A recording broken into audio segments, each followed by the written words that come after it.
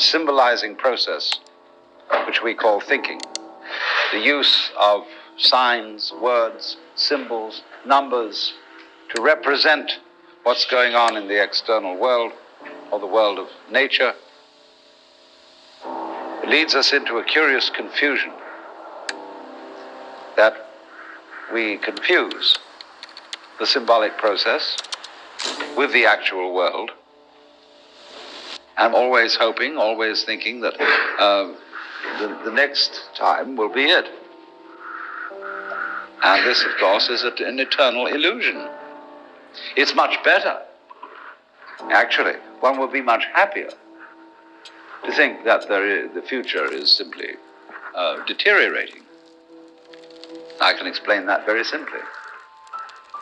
Human beings are largely engaged in wasting enormous amounts of psychic energy in attempting to do things that are quite impossible. You know, as the proverb says, you can't lift yourself up by your own bootstraps. But recently, I've heard a lot of references in just general reading and listening where people say, we've got to lift ourselves up by our own bootstraps. And you can't. And you can struggle and tug and pull till you're blue in the face, and nothing happens except that you exhausted yourself. All sensible people, therefore, begin in life with two fundamental presuppositions. You are not going to improve the world, and you are not going to improve yourself.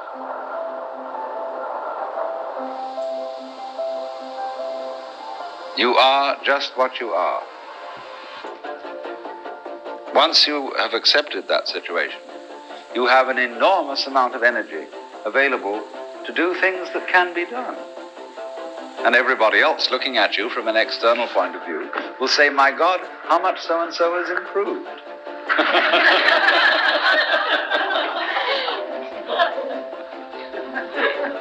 But I know, hundreds of my friends are at work on enterprises to improve themselves by one religion or another, one therapy or another, this system, that system, and I'm desperately trying to free people from this.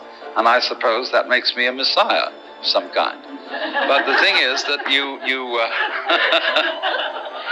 can't do it. One very simple reason is that the part of you which is supposed to improve you is exactly the same as that part of you which needs to be improved.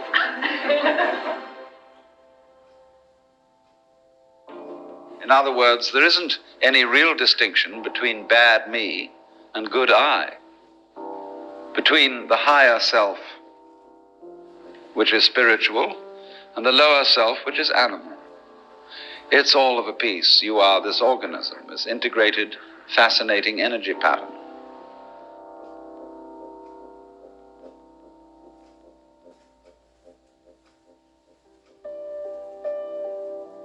Robert Oppenheimer, a little while before he died, said that it's perfectly obvious that the whole world is going to hell.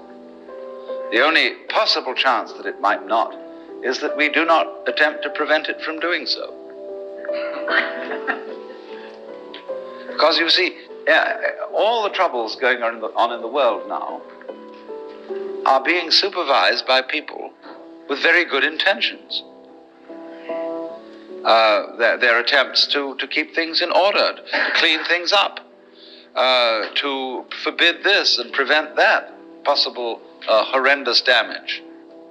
And the more we try, you see, to put everything to rights, the more we make fantastic messes. And it gets worse. And maybe that's the way it's got to be. Maybe I shouldn't say anything at all about the folly of trying to put things to right, but simply on the principle of Blake, let the fool persist in his folly so that he will become wise. I'm pitching a case for the fact that the civilization has been a mistake, that it would be much better to leave everything alone.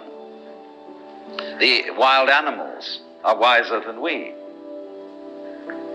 in that they putting it in our crude and not very exact language, they just follow their instincts.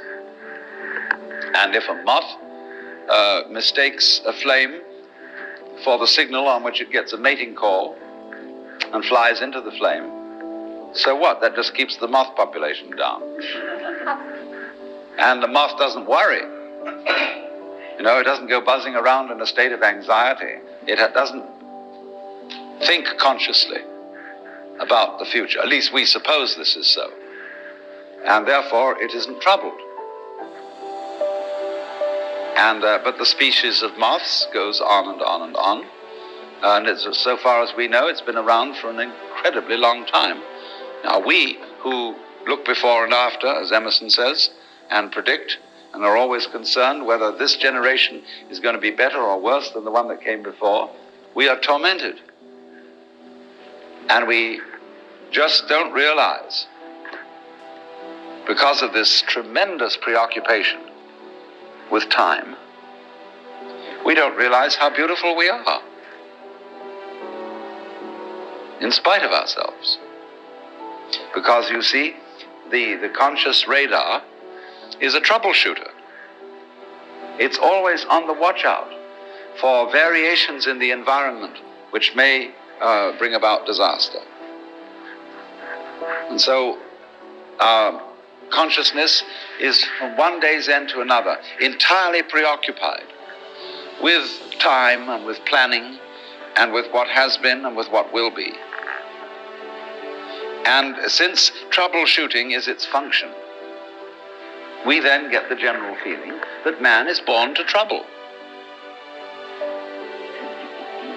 And we ignore in this preoccupation with conscious attention how marvelously we get on. How, for most of the time, our physical organs are in a fantastically harmonious relationship. How our body relates by all sorts of unconscious responses to the physical environment. So that if you became aware of all the adjustment processes that are being managed spontaneously and subconsciously by your organism, you would find yourself in the middle of great music. And of course, this occasionally happens. Well, the mystical experience is nothing other than becoming aware of your true physical relationship to the universe. And you're amazed, thunderstruck by the feeling that underneath everything that goes on in this world, the fundamental thing is a state of unbelievable bliss.